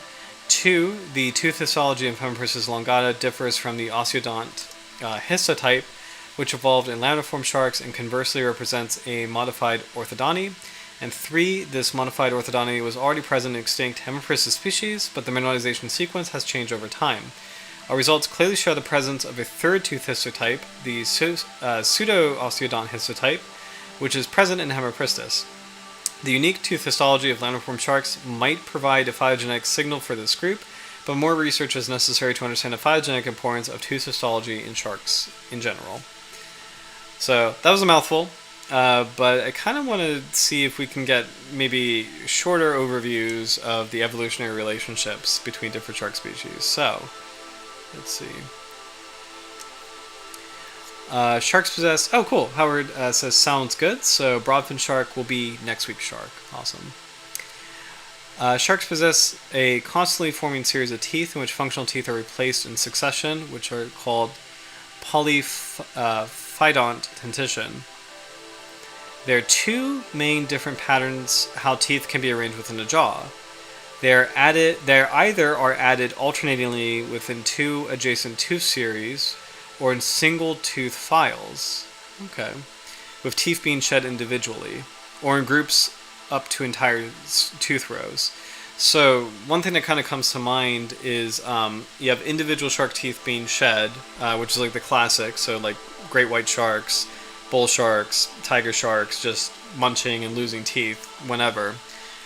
The entire tooth rows are like the kitefin sharks, which will shed an entire row of teeth and swallow it, which is really gross sounding, but it's a way to conserve energy, or conserve, resources, if you will, like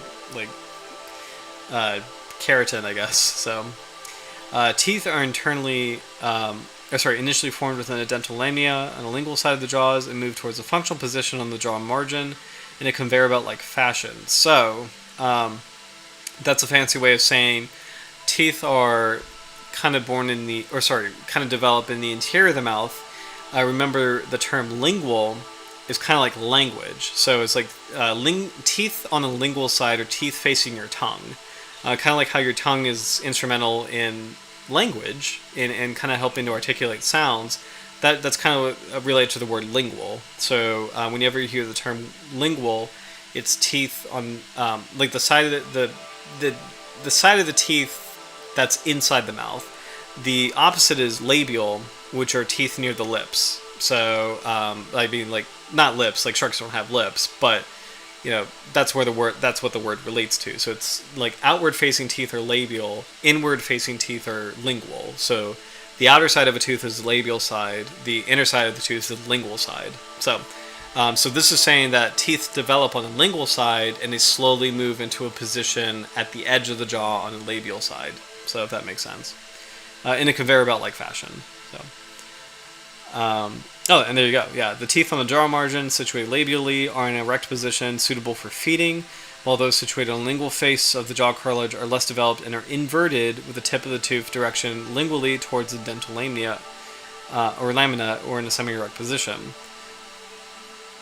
The number of teeth in erect position within each tooth file varies between species. These erect teeth are the ones in use and are thus considered functional teeth.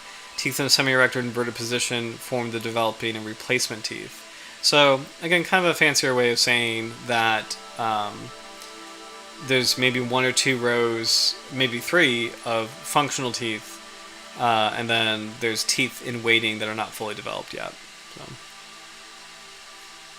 So. Shark teeth show a high diversity of different morphologies that are thought to be related to different trophic adaptations. Let's see. For example, grasping, cutting, or crushing the prey. Recent works on biomechanics indicate that this link might exist, but evidence for it is cloudy at best to date. Shark tooth morphology has been extensively investigated and is known to bear strong taxonomic and systematic signals, with description of fossil shark species mostly based on isolated teeth. Okay, we won't really read the details of teeth morphology. Again, I just wanted to see kind of like the bigger picture. I will post this article if you're interested in Howard or other viewers reading this later. Let's see. So I post that in the chat.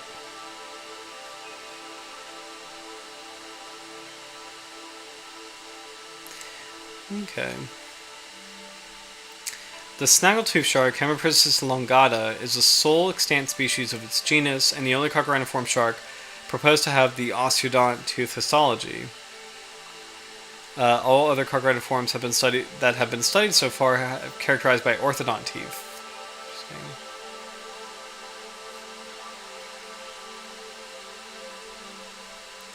Okay, we're going to skip over the materials and methods.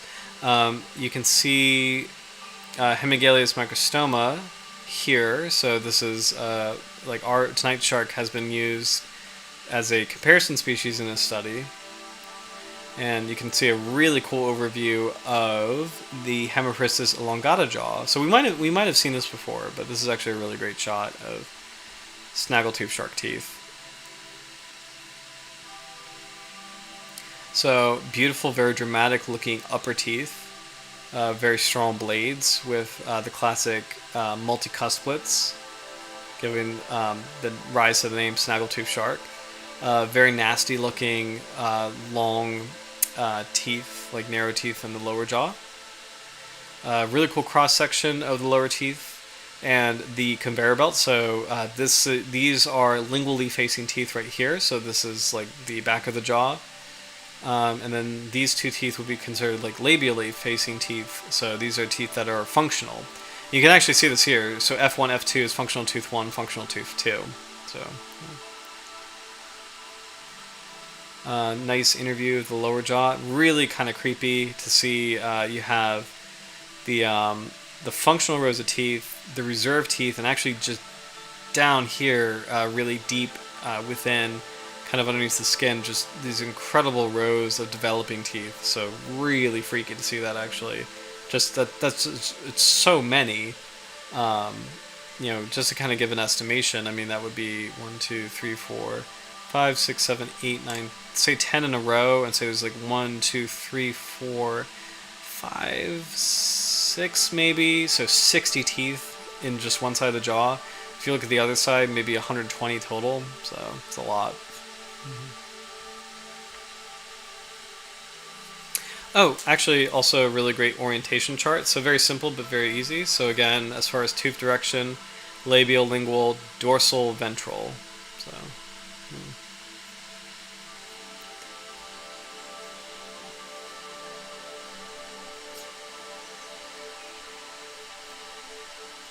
another great cross section. And I actually really like that you can see these are inverted. So these are the lower teeth right here because the dorsal side is up and the ventral side is down. So that's what it should be. Over here, it's the opposite. The ventral side is up and the dorsal side is down. So on the left is the lower jaw. On the right is the upper jaw. So we've got, and these are different species too. So we've got the, I'll zoom in.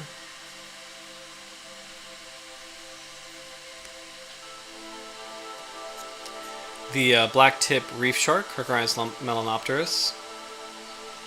The dusky shark, Carcharodontis obscurus. You can actually see a huge difference in the size of the teeth. So black tip reef shark has kind of like smaller upper jaw teeth. Dusky shark has really enormous teeth relative to body size or jaw size, so it's pretty interesting. And then Carcharodontis signatus, this is a night shark. We got a tiger shark here, so you can see a cross section of the heart-shaped teeth, which is pretty wild.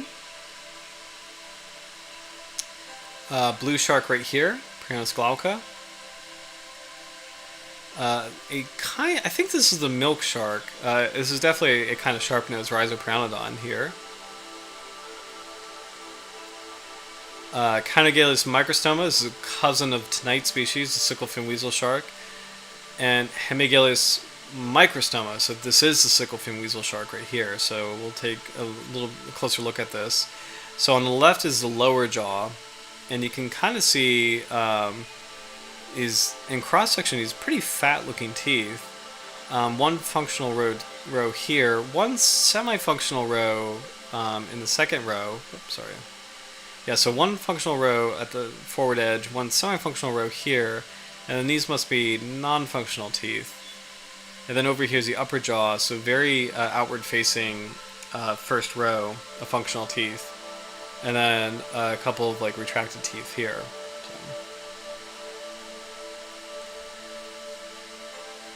Paragalus rendali. This is another cousin of the Sicklefin Weasel shark. So, but very different tooth arrangement. So these actually, it's kind of more of like this bristling row of teeth on the lower jaw. But for the Sicklefin Weasel shark, it looks like there's only 1 or 2 functional teeth, and then just a lot of retracted teeth. And then here, Kynogalus, really very prominent functional rows of teeth here. So it's kind of it's interesting to see that Tonite species, the Sicklefin Weasel shark, Hemigalus microstoma, of these 3 weasel sharks, this one has kind of like maybe the least pronounced teeth. And that actually might be relative to its name. So microstoma refers to its smaller mouth. So that could be related. Oh, and then for good measure, we have Sirena the smooth hammerhead right here. Oh, and actually, Hammerpristis elongata. So a snaggletooth shark here. The left is the lower jaw. The right is the upper jaw. Here's another view. So the left is the lower jaw. Right is the upper jaw.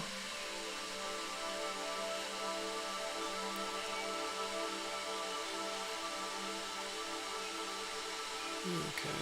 And then this is a really beautiful collection of Hemipristis teeth. So complete side of a jaw. So upper jaw on the top with these really dramatic looking teeth with these huge cusplets, and then lower jaw on the bottom.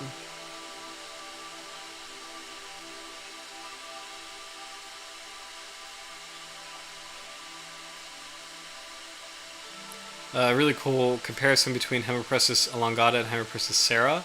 So fossil and extant shark teeth.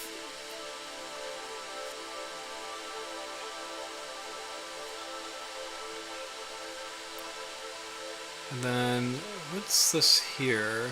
Oh, really cool very cool comparison of Hemipristis curvatus, Carcharodontis lucus, and Gyrosaurus cuvier. So a snaggletooth shark, a bull shark, and a tiger shark. So snaggletooth shark is the top row. Okay. Bull shark is the middle row. And then tiger shark is the lowest row.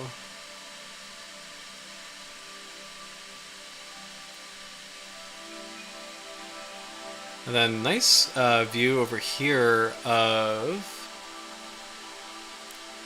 another, this is actually kind of cool to see, like a true color image of bull shark,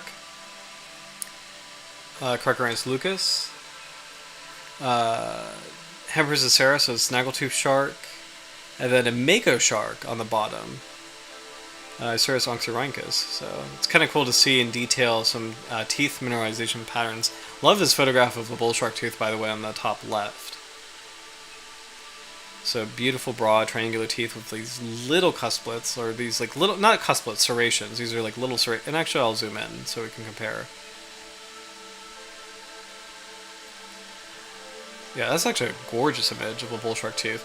And it's actually a really great... oh, cool. Hemipristis curvatus is the Eocene Hemipristis. So the bull shark, it's actually really amazing to see in this image. Bull shark teeth, I might have mentioned this before, but they are one of the rare tooth types in the shark world. This is closely related to what we think of as like a classic shark tooth. Because, big, broad, triangular teeth, we think of those as like normal shark teeth. But in reality, these are actually a very uncommon tooth type in the shark world, because these are designed to go after huge prey items like marine mammals. Unfortunately, like other prey items like terrestrial animals. So bull sharks, white tips, even dusky sharks, have a similar tooth type where it's this broad triangular blade with these fine serrations. When you think of serrations, you think of white sharks predominantly. That's kind of amazing to see that bull sharks, which are in a completely different order, have evolved this way too. So it's kind of amazing to see that here is a beautiful image of a bull shark tooth. By comparison, here is a snaggletooth shark, where it is also a very large triangular shaped tooth, but the serrations have evolved to be much larger, to the point where they're actually cusplets. So you have this one prominent cusplet here, bordered by these multiple rows of cusplets, and these are distinct to snaggletooth sharks. And then finally, you've got a mako shark here, which actually has either super fine serrations or just no serrations. So like this single kind of piercing blade. So. these images apparently have taken cross sections of each tooth, so you can kind of see differences in development. And we probably don't have time to go into the details of like how mineralization occurs.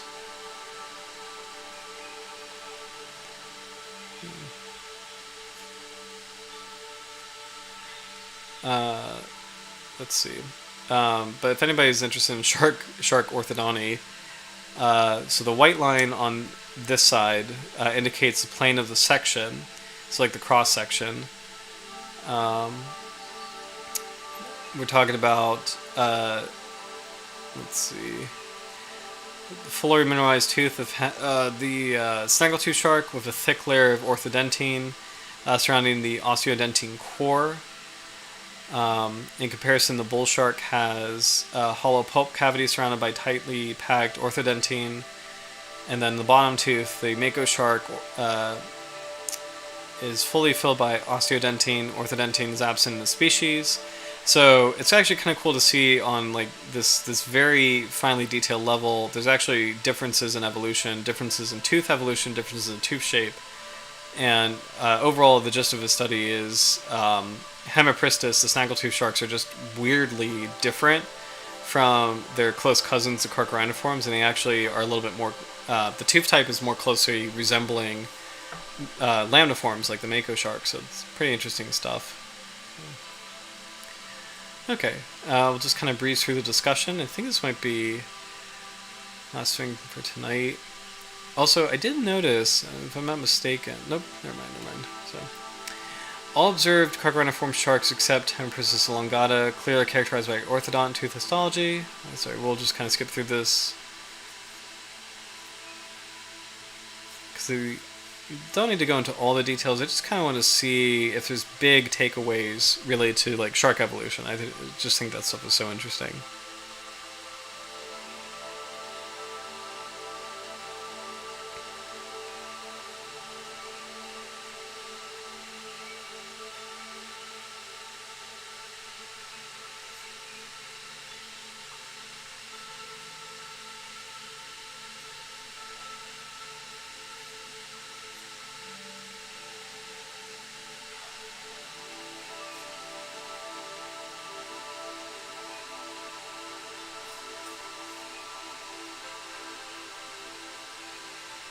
Oh, here we go. Well, I guess we'll do conclusions. Okay.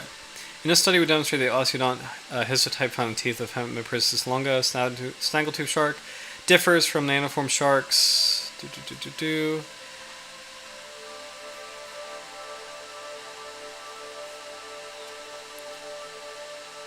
Yeah, so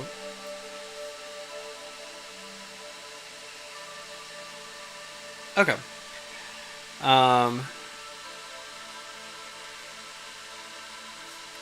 If the tooth, if the tooth histology turns out to be unique to lamniform sharks, this could be used as a strong diagnostic feature in future studies, especially in the field of paleontology, where researchers have to work mostly with isolated teeth. So overall, it's a little bit in the weeds as far as it's a very detailed study on shark tooth morphology. But overall, it's really cool to see, just as a broad oversight of kind of like how shark teeth work. How they work in their functional rows, and I really love the cross sections here, especially the ones where you can kind of see how each tooth functions in a species jaw. So we saw this here, and this is a snaggletooth shark jaw. So again, the one on the left is the lower jaw, the one on the right is the upper jaw, and you can see these two layers of functional rows, and then these multiple layers of like kind of developing teeth folded back.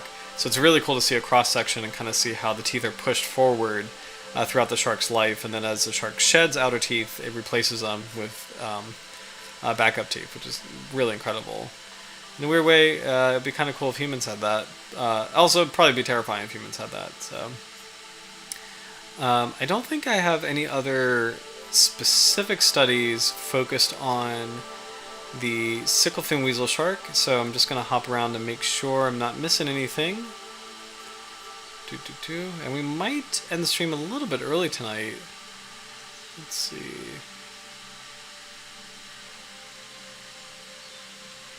Just want to make sure, because this species doesn't have a lot of information on it.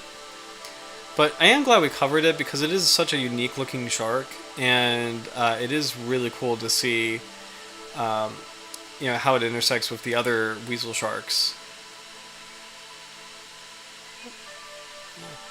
Oh, this actually might have some information on it. We'll bounce around this study, but this is the contribution, taxonomy, and distribution of 6 shark species from the Gulf of Thailand. So, okay.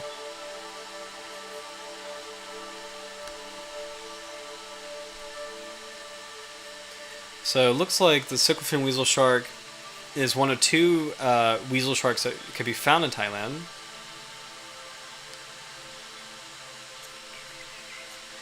Despite the intensive commercial use of this species, populations are growing due to rapid reproduction rates. That's actually really encouraging. However, the known distribution area is patchy. It consists of the Red Sea, South India, and parts of Southeast Asia. The specimen of Sicklefin weasel shark, Hemigelis microstoma, was caught by local fishermen in the Gulf of Thailand near Pak Phang Nan. I apologize if I said this incorrectly. On the 7th of December 1993. It is a mature male of 79 centimeters total length with fully developed claspers. This corresponds to the description by Compagno et al., after whom the species measures at about 60 centimeters total length and reaches a maximum length of 94 centimeters. So, very small shark, about 3 feet long. And then here is the figure of the one that was caught in Thailand. So, interesting.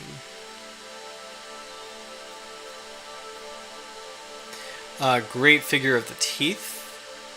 So actually really cool to see this here. So related to shark tooth shape and positioning the jaw. So this is the outer row of teeth. So this is the labial side of the teeth. And then you can kind of see in between these individual teeth in this row. Little peek of the inner rows of teeth.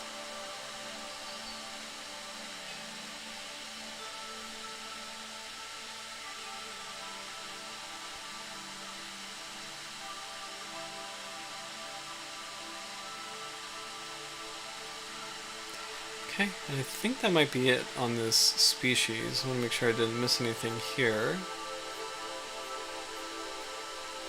Ooh. This is not tonight's shark, but it's really cool to compare. Paragalus ringdali, this is the other weasel shark, and it has pretty prominent looking main cusps right here with smaller cusps here. So pretty great looking fish eating teeth, like good piscivorous teeth right there. So, and that's actually a great illustration of this weasel shark's teeth as well. Okay. I think that might be it for the Sicklefin weasel shark. I'm going to check out one more collection of images, and I think we might call it a night. Preferably live. No, unfortunately, a lot of these are landed, so I do want to zoom in on this one because this is actually a really great picture of this species right here. So, and a great way to kind of appreciate some of the uniqueness of this shark's shape. So, smaller mouth, pretty large blocky head. Again, the sickle-shaped pectoral fins, kind of where it gets its name. The distinctive white blotches on the sides. The white or silver tips on the 2 dorsal fins, even the caudal fins, both upper and lower, do have white tips as well. And then the sickle-shaped pectoral fins, pelvic fins. So. But yeah. And I think with that, we'll end on, I think it might be fitting, yeah, okay. I think it might be fitting to end with a final shot of the aquarium in Abu Dhabi, the world's largest multi-species aquarium, including some shark species. I just think this is a really amazing place. And again, it's kind of a weird relationship because I believe this is a SeaWorld establishment, and SeaWorld is kind of hit or miss. On the one hand, a lot of very valid controversy with how they treat orca whales in other parks. However, on the other hand, SeaWorld does do some conservation work. It does do some research, so some of the places are treated as like research facilities. Especially the thing that comes to mind for a lot of aquariums, public aquariums, is when they have coral reef programs to grow coral reefs. That's such a really important field. But aesthetically, this place just looks really amazing, and it's actually really cool to see that it takes place, or it's located where the Sicklefin Weasel shark lives. It's near or adjacent to one of the parts of the Sicklefin Weasel shark's range. So it's an amazing aquarium. I was really blown away by it. I posted a link at the top of the stream if anybody wants to check it out.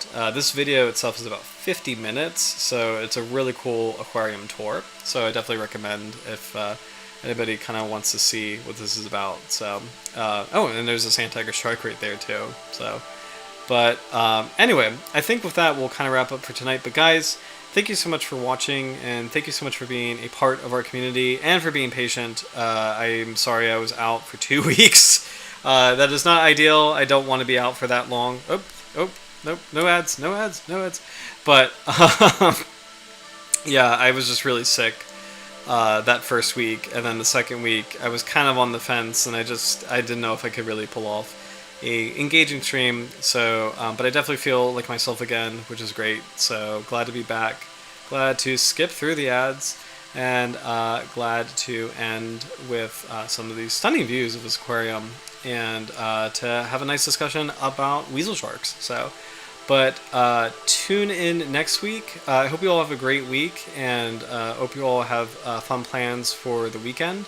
I might be going snorkeling, so we'll see what happens. And if I do, I promise to post marine life photos up on the channel. But either way, next week we're going to talk about the broadfin shark, Lamniostis tanicki, which is going to be a cool species. It looks a lot like a river shark, but I think it occupies like a different niche. It is not to my knowledge, it's not an estuarine species. It is more of a coastal species. So I'm excited to see this again. So Howard, great to see you again too. Thank you so much for joining tonight. It's good to see you. Good to be back, and we'll convene next week. But in the meantime, hope you all have a great weekend. Thank you so much for watching, and I will see you next week for the broadfin shark. But cheers, guys. Have a good night. Bye. Oh, and happy Canada Day, too. Happy Canada Day.